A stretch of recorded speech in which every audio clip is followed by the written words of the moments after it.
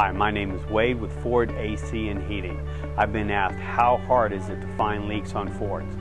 Fords have a very common leak in the compressor.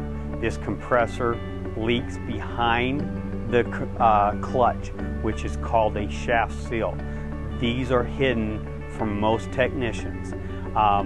This seal is replaceable if you have a factory trained technician that can go in there and replace this seal without replacing the whole compressor.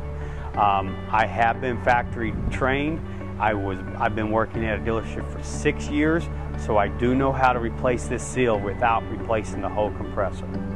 Thank you for watching these videos. If I can help you on your Ford, Mercury, or Lincoln, and your air conditioning problems, please dial 442-1167. Again, if you have any questions or any concerns on your Ford, Mercury, or Lincoln on air conditioning, please give me a call, 442-1167. Thank you now.